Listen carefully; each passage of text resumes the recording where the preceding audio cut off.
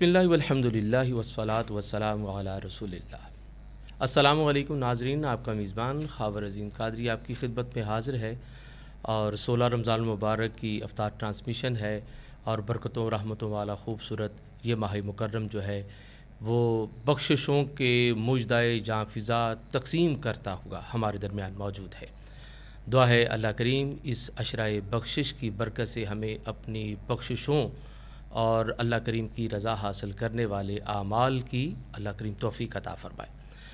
آج کے اس پروگرام میں افطار ٹرانسمیشن میں جیسا کہ آپ جانتے ہیں کہ ہر روز ایک نیا مضمون، ایک نیا عنوان ہم لے کر آتے ہیں، اور آج جس موضوع پر ہم گفتگو کرنے جا رہے ہیں یہ موضوع اس درجہ محترم بھی ہے اور ضروری بھی ہے کہ جس پر گفتگو کرتے ہوئے ہماری یہ کوشش ہوگی کہ ہم قرآن و حدیث کے حوالہ سے اپنے ناظرین کو بتائیں کہ حق زوجین کیا ہے، یعنی میاں کا بیوی پر حق کیا ہے اور بیوی کا شوہر پر حق کیا ہے۔ ہمارے خاندانی نظام میں جو کمی بیشی اور زیر و زبر اور تصادم کا ماحول صرف اس وجہ سے ہے کہ ہم چاہتے ہیں کہ زندگیاں اپنے ارادہ سے گزاریں، جبکہ قرآن اور حدیث یہ بتاتی ہے کہ زندگی وہ نہیں جو اپنے ارادہ سے گزاری جائے، زندگی وہ ہے جو اللہ رسول کے ارادہ سے گزاری جائے، اور جو زندگی اللہ رسول کے ارادہ سے یعنی فرامین کے مطابق گزاری جائے وہ کامیاب زندگی ہے۔ ہمارا خاندانی نظام کچھ ایسا نظام ہے کہ جس میں مقید ہوتے ہوئے کئی طرح کی تکالیف، مصائب اور مشکلیں جو ہیں وہ روزمرہ ہمیں پیش آتی ہیں۔ تو آج ہماری کوشش ہوگی کہ میاں بیوی کے حقوق کے حوالہ سے اپنے ناظرین کو بتائیں، اور قرآن و حدیث کی روشنی میں اگر ہم کامیاب ہو گئے اپنی زندگیوں کو استوار کرنے میں تو یقینی سی بات ہے کہ کامیابی ہمارا مقدر ہوگی۔ آج کے اس پروگرام میں ہمارے مہمان انتہائی محترم اور عظیم اسکالر جناب عزت مآب عابد قمر نورانی صاحب تشریف لائے۔ آپ کو خوش آمدید کہتے ہیں حضرت۔ آپ سے یہ عرض کرنا چاہوں گا کہ قرآن و حدیث کس انداز میں ہماری رہنمائی کرتا ہے میاں بیوی کے اس رشتہ کے حوالے سے؟ نحمدہ ونصلی علی رسولہ الکریم، اما بعد فاعوذ باللہ من الشیطان الرجیم، بسم اللہ الرحمن الرحیم۔ ومن آیاتہ ان خلقکم من انفسکم ازواجا لتسکنوا الیہا، صدق اللہ العظیم۔ الصلاۃ والسلام علیک یا رسول اللہ وعلی آلک وصحابک یا محمد الرسول اللہ۔ بہت شکریہ محترم خاور عظیم قادری صاحب۔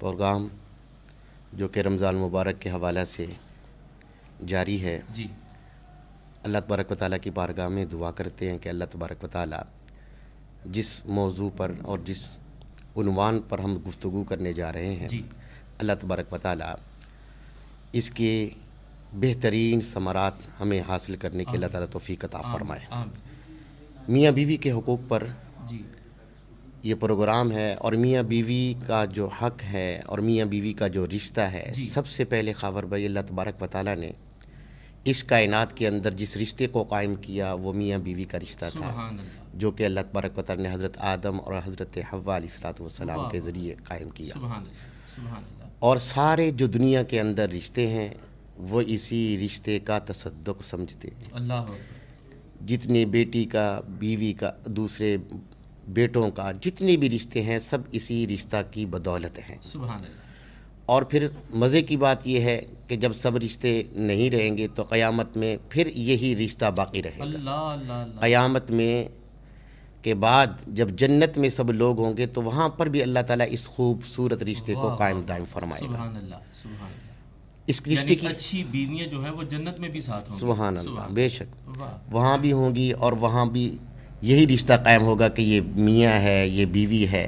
اچھا، اس رشتے کا حسن جو ہے وہاں بھی ہمیں دیکھنے کو ملے سبحان گا۔ اللہ، سبحان اللہ، جب یہ رشتہ بہت عام ہے، اس لیے اس رشتے کی طاق میں ہمیشہ سے جو ہے وہ شیطان لعین رہتا ہے جی، کہ کیسے میں اس رشتے کو خراب کروں، ٹھیک ہے، اس میں کیسے رکھنا ڈالوں۔ او ہو، جب یہ پہلی مرتبہ قائم ہوا تھا تو اس وقت بھی اس نے کہا تھا کہ اس رشتے کو میں قائم نہیں رہنے دوں گا، اور اس وقت بھی اس نے، جس کو قرآن پاک کہتا ہے یفرقون بین المرء و زوجی، کہ زوج اور ان کی زوجہ کے مابین جس نے سب سے پہلے رکھنا ڈالا وہ بھی لعین شیطان ہے۔ اچھا، اور دنیا میں جب یہ رشتہ قائم ہوتا ہے تو اس کی طاق کے اندر وہ رہتا ہے کہ کب اس کو کوئی وقت ملے اور وہ اس رشتے کو خراب کرے، کیونکہ اس رشتے کی خرابی سے ایک رشتہ خراب نہیں ہوتا، ایک خاندان اثر میں آتا ہے، جی جی، ایک معاشرہ جو ہے وہ اس کے زیر اثر ہوتا ہے۔ یعنی نکاح کے معاملہ میں جب میاں بیوی کے مابین ایک تعلق قائم ہوتا ہے اور نکاح جیسی خوبصورت سنت ادا کی جاتی ہے، جی جی، تو شیطان جو ہے واویلا میں چاہتا ہے ہائے، ہاں جی، کہ ایک رشتہ قائم ہونے جا رہا ہے، اور جب یہ وویلا کرتا ہے، شام کو اس کی ہر روز مجلس ہوتی ہے، اچھا، اور مجلس کے اندر سارے اس کے چیلے حاضر ہوتے ہیں اور آ کر کہتے ہیں کہ میں نے فلاں شخص کو نماز سے روکا، اچھا، تو اس پر بھی وہ خوشی نہیں اظہار کرتا، وہ کہتا ہے کہ کسی کو میں نے حج سے روک دیا، اچھا، پھر بھی یہ جو بڑا شیطان ہے راضی نہیں ہوتا، کہا جاتا ہے کہ کہیں پر میں نے لڑائی جھگڑے کا ماحول پیدا کیا، تب بھی یہ راضی نہیں ہوتا، اور ایک چیلا ان میں سے آ کر کہتا ہے کہ آج میں نے میاں بیوی کے درمیان اچھا رخنا ڈالا ہے، ان میں تفرقہ پیدا کیا ہے، لڑائی کی ہے، تو سب سے زیادہ وہ خوش ہوتا ہے، اچھلتا ہے کہ تم نے بہت اچھا کام کیا۔ یعنی اس رشتے کو خراب کرنے کے لیے وہ پوری سر توڑ کوشش کرتا ہے، اللہ، اور ہمارے کچھ ناعاقبت اندیش بھائی جو شریعت کے قانون سے نابلد ہوتے ہیں، وہ اس کا اعلی کار بنتے ہیں اور وہ اس کے زیر اثر آ کر اپنے گھروں کو خراب کرتے ہیں۔ اللہ تبارک و تعالیٰ نے اس رشتے کو اپنی نشانی کہا قرآن پاک میں۔ اللہ رب ذوالجلال قرآن پاک میں فرماتے ہیں وَمِنْ آيَاتِهِ أَنْ خَلَقَ لَكُم مِّنْ أَنفُسِكُمْ أَزْوَاجًا لِتَسْكُنُوا إِلَيْهَا، اللہ، کہ یہ اللہ کی نشانیوں میں سے ایک نشانی ہے۔ سبحان اللہ۔ اور میاں بیوی کے رشتے کو کہا گیا کہ یہ دونوں اس لیے میں نے بنایا تاکہ ایک دوسرے سے یہ سکون حاصل کریں، سبحان اللہ، ایک دوسرے کے سکون کا، محبت کا ذریعہ بنے، میاں بیوی سے سکون حاصل کرے اور بیوی میاں سے سکون حاصل کرے۔ پھر اللہ رب ذوالجلال نے فرمایا کہ میں نے اس رشتے کے اندر مودت اور رحمت کو بھی رکھا ہے۔ سبحان اللہ، اللہ تبارک و تعالیٰ نے اس کے اندر مودت بھی رکھی، وَجَعَلُوا بَيْنَكُمْ مَوَدَّةً وَرَحْمَةً، اور رحمت بھی رکھی۔ اب یہ دیکھیں خاور بھائی کہ اللہ تبارک و تعالیٰ نے یہ مودت جو رکھی ہے، یہ جب بندہ جوان ہوتا ہے اس وقت میاں بیوی کے رشتے کے اندر دوستی، ان کے اندر محبت، چاہت جو ہوتی ہے، اس کو مودت کے رشتے میں رکھا گیا، مودت کہا گیا اسے۔ اور جب میاں بیوی کو ایک دوسرے کی جنسی ضرورت نہیں رہتی، جب وہ بڑھاپے کو پہنچ جاتے ہیں اور جب یہ چیز کشش نہیں ہوتی اور یہ چیز کھینچ کر دونوں کو قریب نہیں کرتی، پھر اللہ تبارک و تعالیٰ نے ان کے اندر رحمت کو رکھا۔ وہ کہتے ہیں کہ ہم نے زندگی اپنے قریب تر ہو کر گزاری، ہمارے بچے ہوئے اور اس نے اپنی جوانی کو ہم پہ قربان کیا، تو اس رحمت کی وجہ سے وہ پھر ایک دوسرے کا خیال رکھتے ہیں اور پھر اللہ تبارک و تعالیٰ ان کے اوپر رحمت فرماتا ہے۔ اس رشتے کی اہمیت بیان کرتے ہوئے اللہ رب ذوالجلال نے قرآن پاک میں فرمایا وَأَنْتُمْ لِبَاسٌ لَهُنْ، یہ جو میاں بیوی کا رشتہ ہے یہ ایک دوسرے کے لباس ہے، کیا بات ہے جناب، ایک دوسرے کے لباس ہیں۔ جب بندہ بے لباس ہوتا ہے تو وہ اپنے آپ کو ایسا محسوس کرتا ہے کہ جیسے کہ میں زمین میں چلا جاؤں، وہ اپنے آپ کو، اپنے عیبوں کو اور اپنے ننگیج کو کسی بھی طرح کسی کو دکھانے کے لیے تیار نہیں ہوتا۔ ایسے ہی ہے، اگر کسی کو مجبوراً بھی کسی کے سامنے اس کو پیش کر دیا جائے تو وہ یہ چاہتا ہے کہ میں زمین میں چلا جاؤں اور میرے عیب اور میری پردہ داری کسی کے اوپر نہ کھلے۔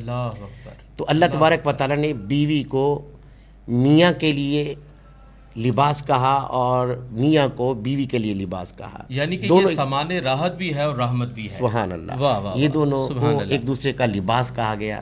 اور دوسرا یہ ہے کہ لباس پہن کر بندہ زینت بھی اختیار کرتا ہے، سبحان اللہ۔ تو فرمایا کہ یہ ایک دوسرے کی زینت بھی ہے، ٹھیک، یعنی کہ جب تک گھروں کے اندر ان کے مابین جو کوئی باتیں ہوتی ہیں اس پر پردہ رہتا ہے تو وہ گھر ایک معاشرے میں کلیدی کردار ادا کرتا ہے، سبحان اللہ، ایک بہت بڑا پیارا کردار ادا کرتا ہے۔ لیکن جب یہ پردہ داری میاں کی جانب سے یا پھر بیوی کی جانب سے ختم ہو جاتی ہے، یعنی میاں بیوی کی باتیں باہر کرتا ہے، اس کے پردے کو پھاڑتا ہے، یعنی وہ لباس ہوتا ہے تو لباس کو پھاڑنے والی بات ہے، اللہ اکبر۔ اور ایسے ہی جب بیوی اپنے خاوند کی باہر بات کرتی ہے صحیح، تو پھر بنیاد یہاں پہ رکھی جاتی ہے کہ ایک گھر کو خراب کرنے کی. اللہ اور اکبر، اس لیے اللہ اللہ رب ذوالجلال نے اس کو قرآن پاک کے اندر یہ فرمایا کہ وعاشروہن بالمعروف، کہ اپنی بیویوں کے ساتھ بہترین سلوک کرو. سبحان اللہ، سبحان اللہ. تو اللہ رب سبحان اللہ. ذوالجلال نے اس کی اہمیت کو قرآن مجید فرقان حمید کے اندر بیان کیا، اور نبی کریم علیہ الصلوۃ والسلام نے فرمایا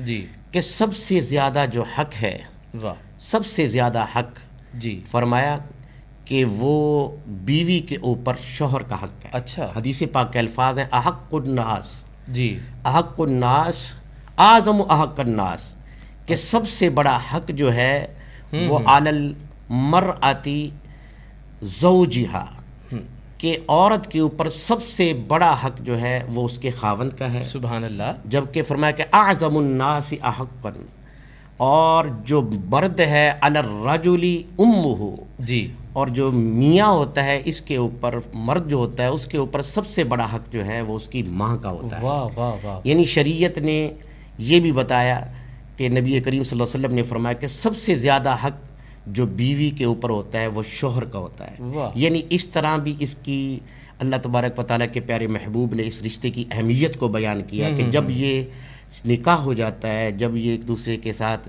جڑ جاتے ہیں، تو اللہ تبارک و تعالیٰ جو ہے وہ ان دونوں کے حقوق بھی قرآن مجید فرقان حمید کے اندر بیان فرماتا ہے. حضرت جیسا کہ آپ بڑی وضاحت کے ساتھ حقوق کے حوالہ سے قرآن اور حدیث کی روشنی میں بتا رہے ہیں، تو مجھے تخلیق آدم اور پھر تخلیق آدم کے بعد حضرت حوا کی خلقت کا وہ تصور آ رہا تھا کہ آپ کی بائیں پسلی سے حضرت حوا کا ظہور ہوا، اور پسلی کا چونکہ ایک مزاج ہے، اس میں ایک ٹیڑھا پن ہے، اور بزرگ فرماتے ہیں کہ اگر سیدھا کرنے کی کوشش کریں گے تو ٹوٹ جائے گی، اور سیدھی نہ. ایک میانہ روی کا ہمیں جو ہے نا وہ حکم دیا جا رہا ہے کہ بیوی کے ساتھ میانہ روی کے ساتھ جو ہے وہ اپنی زندگی کو قائم کیا جائے. بزرگوں کا ہر قول جو ہے وہ ہمارے لیے ایک مشعل راہ ہے، اور بزرگ فرماتے ہیں کہ کبھی اپنی بیوی کے سامنے کسی غیر عورت کا ذکر نہ کیا جائے، اس کی حسن و جمال کا، اس کی خوبیوں کا ذکر نہ کیا جائے. کہ اگر آپ اپنی بیوی کے سامنے کسی اور عورت کا ذکر کرتے ہیں، اس کی حسن و جمال کا، اس کے منصب کا، اس کی حیثیت کا، تو اگر بیوی کسی مرد کا ذکر کر دے تو پھر مرد کے وجود میں ایک غصے کی کیفیت کہ میرے سامنے کیوں غیر مرد کا ذکر کیا گیا. آیا کہ عورت اور بیوی بھی ایسی ہی کیفیت محسوس کرتی ہوگی جب اس کے سامنے کسی غیر عورت کا میاں ذکر کرتا ہو. میں چاہتا ہوں کہ آپ ہمارے ناظرین کو بتائیں کہ میاں کے یعنی شوہر کے بیوی پر حقوق کیا ہیں اور بیوی کے شوہر پر حقوق کیا ہے. پہلے یہ بتائیے کہ شوہر کے حقوق بیوی پر کیا ہیں. بسم اللہ. خاور عظیم بھائی، اللہ تبارک و تعالیٰ نے قرآن مجید فرقان حمید میں اس بات کو واضح کرنے سے پہلے، اس کو بیان کرنے سے پہلے کی چیز میں یہ بیان کرنا چاہتا ہوں کہ ہم بہت ساری چیزیں جب باہر نکلتے ہیں، کچھ چیزیں ہمارے مشاہدات میں آتے ہیں، تجربات میں آتی ہیں. صحیح. جیسا کہ ہمارے مشاہدے میں یہ بات آتی ہے کہ کوئی شخص اگر زہر کھاتا ہے تو وہ مر جاتا ہے. ٹھیک ہے. اسی طریقے کے ساتھ اگر کوئی بندہ بجلی کی ننگی تار کو ہاتھ لگاتا ہے تو صحیح بھی اس کی موت واقع ہو جاتی ہے. ٹھیک ہے. یہ کبھی بھی ہم نہیں چاہیں گے کہ کسی چیز میں اگر زہر ہو، یعنی کہ 100 ٹکڑے زہر کے ہوں، 100 ٹکڑے ہوں اور ان میں سے کسی ایک ٹکڑے کے اندر زہر ہو، تو ہم کبھی بھی یہ نہیں لیں گے آپشن کہ کسی 100 میں سے کسی ایک کو بھی ہاتھ لگائیں. ٹھیک ہو گیا. یعنی یہ چیز ہمارے مشاہدے میں آتی ہے جی اور ہمارے تجربے میں ہے، اور ہم موت سے پھر ڈرتے بھی ہیں. جی. یہ جس طرح اس کو کہتے ہیں نظر کا راستہ. اچھا. اور ایک ہے خبر کا راستہ جو کہ ہمیں شریعت دیتی ہے. بہت خوب. شریعت مطہرہ جب کوئی بات کرتی ہے وہ اتنی کامن اور اتنی پکی بات ہوتی ہے، واہ واہ واہ، اور اتنی اتھینٹک بات ہوتی ہے کہ جو اللہ فرماتا ہے وہی ہو کر رہتا ہے. جو نبی کریم صلی اللہ علیہ وسلم فرماتے ہیں وہی ہوتا ہے، اور جس نبی کریم صلی اللہ علیہ وسلم جس بات کو فرما دیں کہ اس میں برکت ہے تو پھر اس میں ضرور برکت ہے. سبحان اللہ. اور جس میں فرما دیں کہ اس میں خرابی ہے تو پھر اس میں ضرور خرابی ہے. جس طرح ہم اپنی نظر کی راستے کا تعین کر کے ہم کبھی زہر کے قریب نہیں جاتے، موت کے قریب نہیں جاتے، بالکل ایک مسلمان مومن کو ایسے ہی چاہیے کہ جب ہمیں نبی کریم صلی اللہ علیہ وسلم تعلیم فرمائے اور جب ہماری شریعت ہمیں تعلیم فرمائے تو بالکل ہم اسی طریقے کے ساتھ اس کے بھی قریب مت جائیں. واہ واہ. اللہ تبارک و تعالیٰ نے قرآن مجید فرقان حمید کے اندر جی بیوی کے حقوق بھی بیان فرمائے ہیں کہ بیوی کے حقوق یہ ہے کہ سب سے پہلے تو میاں جو ہے اس کو اس کا گھر دے، اچھا، اس کے رہنے کا سامان کرے، ٹھیک ہے، اس کو اپنا شیلٹر دے، ٹھیک ہے، اس کو رہنے کا گھر دے، اس کے بعد اس کی عزت اور مال کی حفاظت کرے، بہت خوب، اس کی عزت کی حفاظت فرمائے اور اس کو پیار دے۔ صحیح، یہ شریعت نے جو ہے وہ شوہر پر رکھا ہے، اور پھر اس کا جو نان نفقہ ہے، جو اس کا کھانا پینا ہے، جو اس کے کپڑے ہیں، وہ بھی شوہر کے ذمہ رکھے ہیں کہ جب بھی اس کو ضرورت ہو اور وہ بندہ اپنی استطاعت کے مطابق جی وہ ضرور بے ضرور جو ہے وہ اپنی بیوی کو دے، تاکہ وہ بیوی اس کے ساتھ محبت اور یگانگت کے ساتھ اس کے ساتھ رہے، کسی بھی حوالے سے اس کو محسوس نہ ہونے دے کہ میں اس گھر کے اندر جو ہوں وہ غیر مستقل ہوں، تو احساس دلوائے اور ان کو یہ بتائے، اظہار کرے عمل سے بھی، قول سے بھی، فعل سے بھی کہ میں آپ کے ساتھ ہوں، میں آپ کو چھوڑنے والا نہیں ہوں۔ ٹھیک ہے، سب سے بڑی بات یہ ہوتی ہے میاں بیوی کے رشتے کے اندر دراڑ پڑنے کی کہ ایک دوسرے سے ہم محبت شیئر نہیں کرتے۔ ٹھیک ہے، یعنی اگر بیوی ہے، اگر ایک طرف سے محبت ہو رہی ہے، اس کا اظہار بھی کیا جا رہا ہے، تو بیوی یہ سمجھتی ہے کہ اگر میں بھی اس کا اظہار کر دوں گی تو شاید جو ہے یہ میری ویکنیس ہو جائے گی اور میں جو ہے نیچے آ جاؤں گی۔ جبکہ نبی کریم صلی اللہ علیہ وسلم کے حدیث سے ہمیں سبق ملتا ہے کہ حضور جان نور صلی اللہ علیہ وسلم ایک مرتبہ تشریف فرمائے، حضرت عائشہ صدیقہ رضی اللہ تعالی عنہا بھی تشریف فرمائے، حضور جان نور صلی اللہ علیہ وسلم فرماتے ہیں اے عائشہ، یہ جو مکھن ہے اور مکھن کے اندر شکر ملا کر جتنی یہ مرغوب غذا بنتی ہے، سبحان اللہ، اس سے بھی تو مجھے زیادہ مرغوب ہو۔ واہ واہ واہ۔ اور جب یہ بات حضرت عائشہ صدیقہ رضی اللہ تعالی عنہا نے سنی تو آپ مسکرائیں اور خوش ہوئی کہ حضور نے مجھے سے، تو پھر آپ نے بھی جواباً یہ کہا کہ اے اللہ کے پیارے نبی صلی اللہ علیہ وسلم، سبحان اللہ، کہ جس طرح مکھن اور شہد مل کر ایک مرغوب غذا بنتے ہیں، آپ مجھے اس سے بھی زیادہ مرغوب ہے۔ واہ واہ واہ۔ یعنی حضور نے اگر محبت کا اظہار کیا تو حضرت عائشہ صدیقہ رضی اللہ تعالی عنہا نے اس سے بڑھ کر کیا، اور حضور نے خود فرمایا اے عائشہ جو تیرا جواب ہے وہ بہت بہتر ہے۔ سبحان اللہ۔ یعنی کہ نبی کریم صلی اللہ علیہ وسلم محبت کا اظہار فرماتے تھے۔ اور پھر یہ دیکھیے کہ حضرت عائشہ صدیقہ رضی اللہ تعالی عنہا وہ ایسا بھی فرماتی کہ جب نبی کریم صلی اللہ علیہ وسلم گھر تشریف لے کر کے آتے جی تو آپ نے ان کی محبت کے اندر شعر بھی بنایا کرتی، اچھا شعر لکھتی۔ سبحان اللہ۔ نبی کریم صلی اللہ علیہ وسلم گھر تشریف لائے عشاء کے بعد، اور حضور صلی اللہ علیہ وسلم کا یہ طریقہ ہوتا کہ جب بھی حضور گھر میں داخل ہوتے مسکراتے چہرے کے ساتھ گھر والوں کو سلام کہتے، اور جیسے ہی سلام کر کے گھر میں داخل ہوتے تو حضور کا مسکراتا چہرہ دیکھ کر گھر میں بھی اگر کوئی ہوتا تو اس کے چہرے پہ بھی مسکراہٹ آ جاتی۔ سبحان اللہ۔ اور جب حضور داخل ہوئے تو حضرت عائشہ صدیقہ رضی اللہ تعالی عنہ نے شعر کہے، جی، اور وہ شعر اتنے محبت والے ہیں جو کہ مشہور بھی ہوئے۔ جی، تو انہوں نے کہا کہ یا رسول اللہ صلی اللہ علیہ وآلہ وسلم، یہ ایک جو سورج آسمان کا ہے اور ایک سورج میرا ہے۔ واہ واہ واہ۔ فرمایا کہ لنا شمسن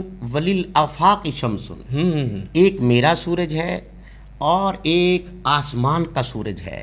فرمایا کہ شمسی خیر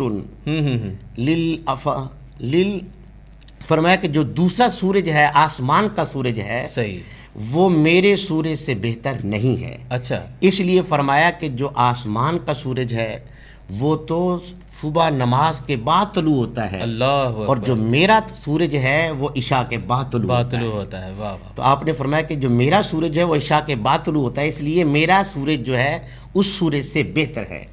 جب یہ اشعار انہوں نے نبی کریم صلی اللہ علیہ وسلم کو سنائے تو بتائیں کہ جب ایسا ماحول بنتا ہے تو پھر اس گھر کے اندر کتنی برکتیں داخل ہوتی ہیں اور اس گھر میں کتنا نور پھیلتا ہے۔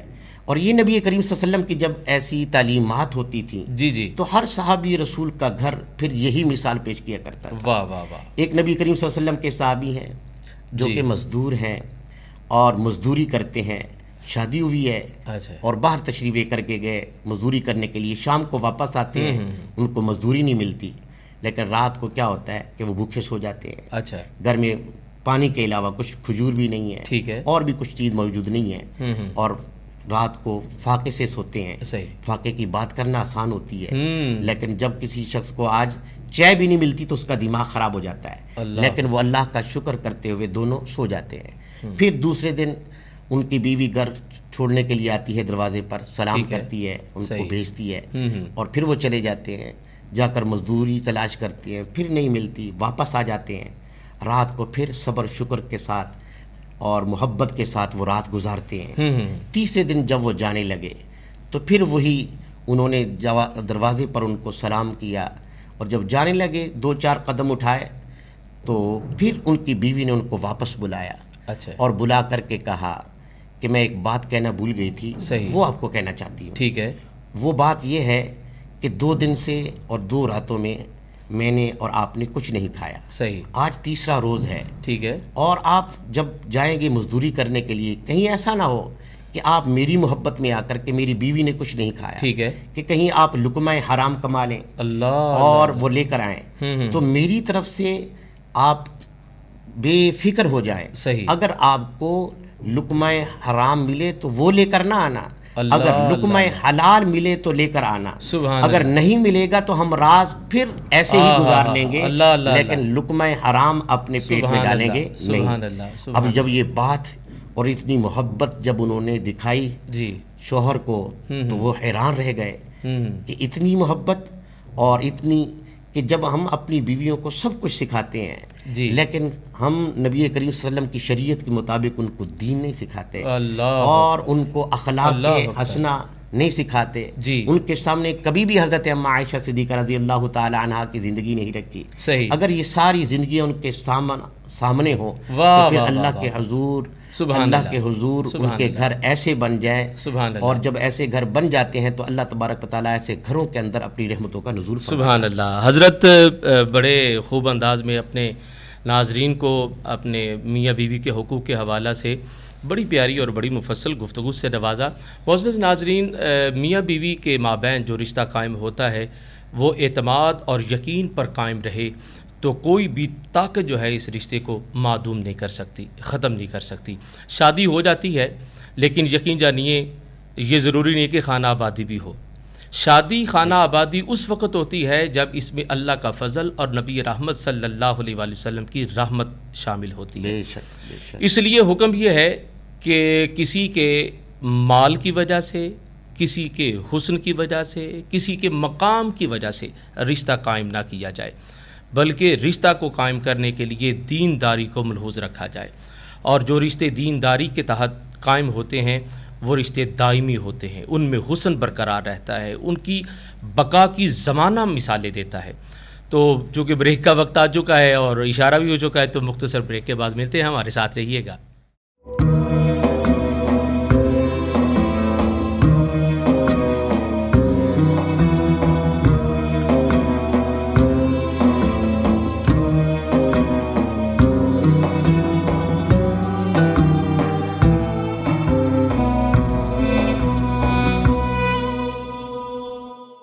معزز ناظرین, ایک بار پھر آپ کو خوش آمدید کہتے ہیں. آج حق زوجین کے حوالہ سے ہمارا پروگرام ہے اور ہماری یہ کوشش ہے کہ ہم خاندانی نظام جو ہمارا پاکستان اور پاکستان کے مختلف جو ہے وہ تہذیب و تمدن کے حوالہ سے ہے, اس پر اسلام ہمیں کیا حکم دیتا ہے, کوشش کر رہے ہیں کہ وہ بتائیں کہ اپنے تہذیب و تمدن کے حوالہ سے نہیں بلکہ اسلام کے عطا کردہ نظام کو اپنے خاندانی نظام کا حسن بنائیں تاکہ ہماری زندگیاں جو ہیں وہ خوشیوں سے معمور اور بھرپور ہو جائیں.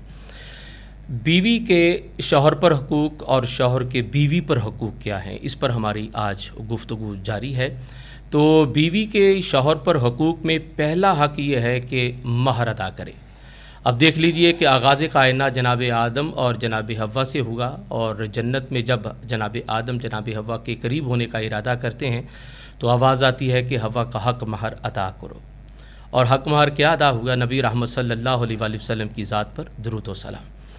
تو یہ خوبصورت ہمیں نظام زندگی جو ہے وہ اللہ تعالیٰ کی طرف سے اور پیارے نبی کریم صلی اللہ علیہ وآلہ وسلم کے توسل سے نصیب ہو رہا ہے کہ عورت کا, بیوی کا شوہر پر پہلا حق یہ ہے کہ اس کا مہر ادا کرے, اور بیوی کا تقاضا کرنے سے پہلے اسے ادا کرے.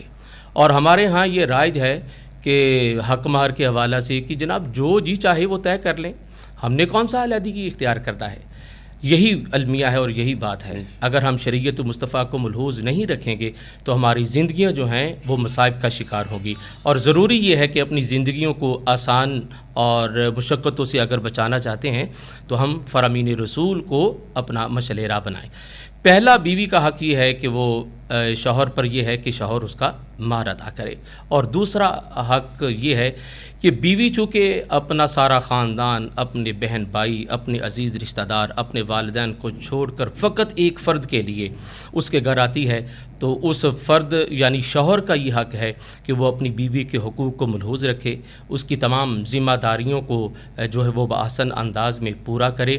اور خصوصیت کے ساتھ یہ جملہ میں عرض کرنا چاہوں گا کہ بیوی کا شوہر پر حق یہ ہے کہ بیوی چونکہ اپنا پورا خاندان، ایک پورا نظام جس میں اس کا بچپن بھی ہے، اس کی بلوغیت بھی ہے اور شب و روز ہیں اور رفاقت و محبتوں کا ایک خوبصورت جہان ہے، اسے چھوڑ کر فقط ایک فرد کے لیے جو ہے وہ نکاح جیسی پیاری سنت سے منسلک ہونے پر شوہر کے ساتھ اس کے گھر آئی ہے. تو اب شوہر پر لازم ہے کہ اس کی ضروریات کو ملحوظ رکھے اور اس کی ضروریات جو جائز ہیں، جو اس کے خواہشات ہیں، اس کو پورا کرے.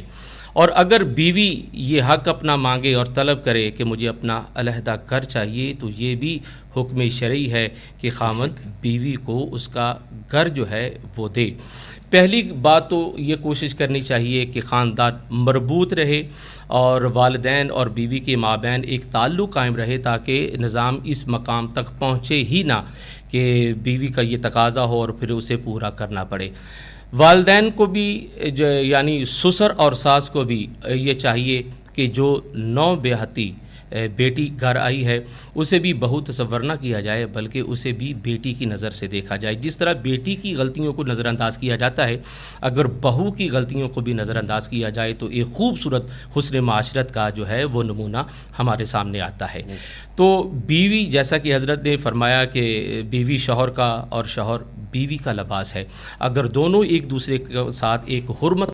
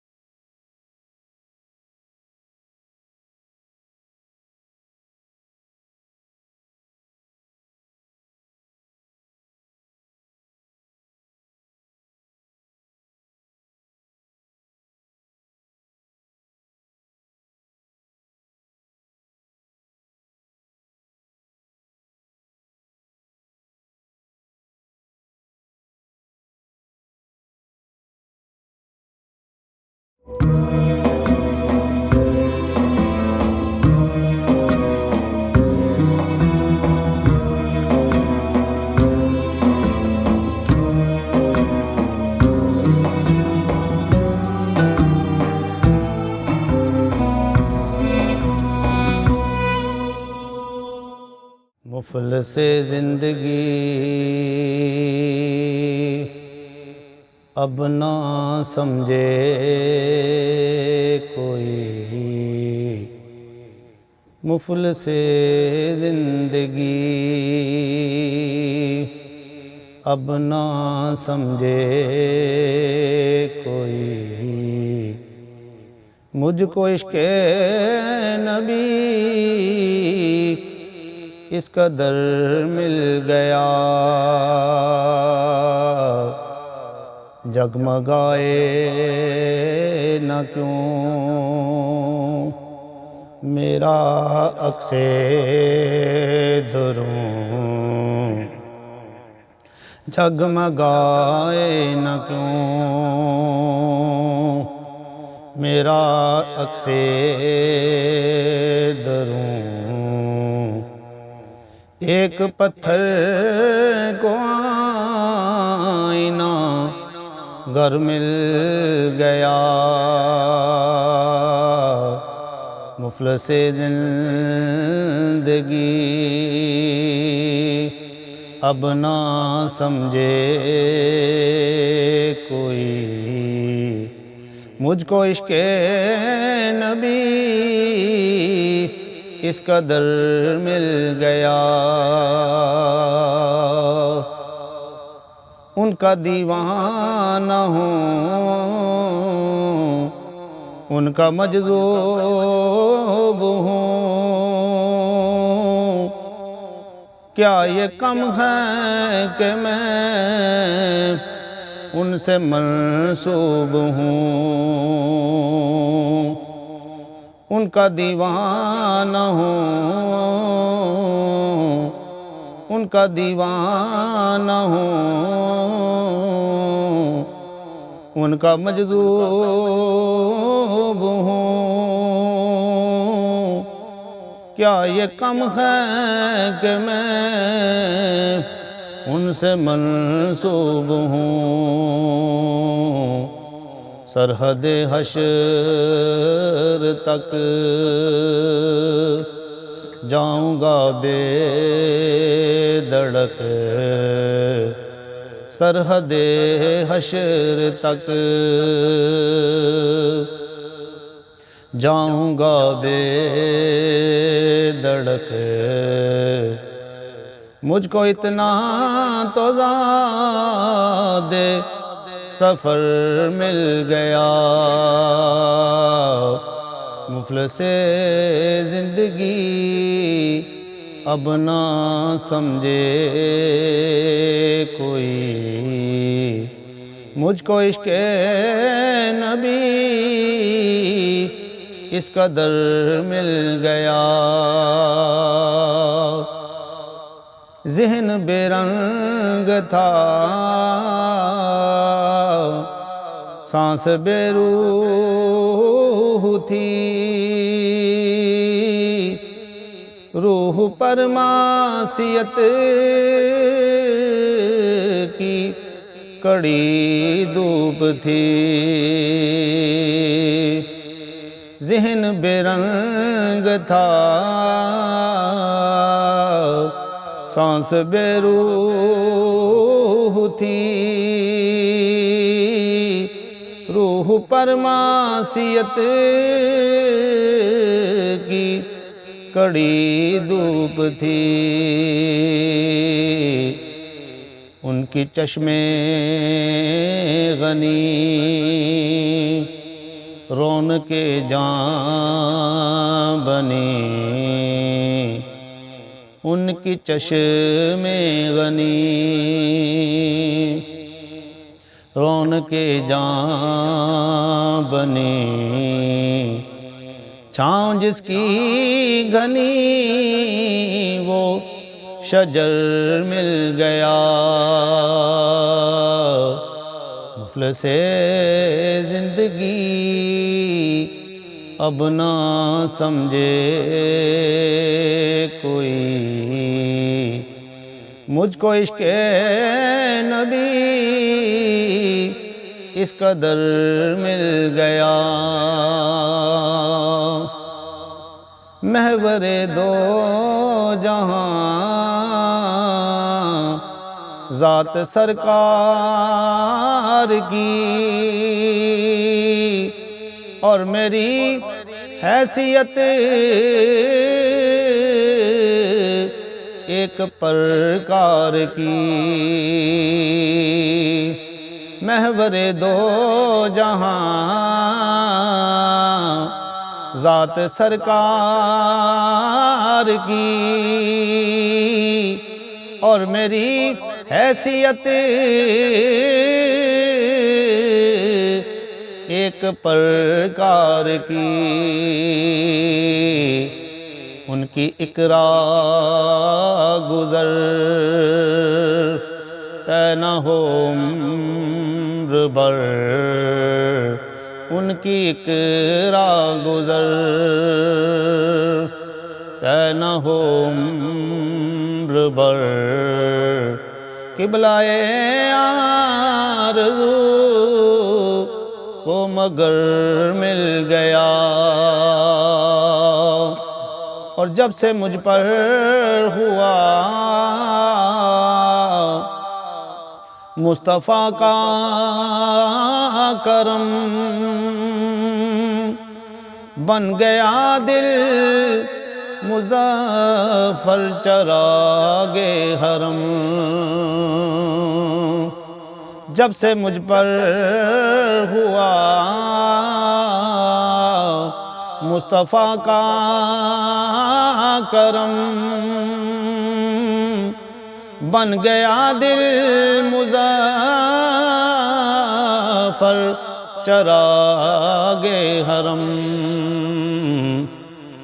زندگی پھر رہی تھی بھٹکتی ہوئی، میری خانہ بدوشی کو گھر مل گیا،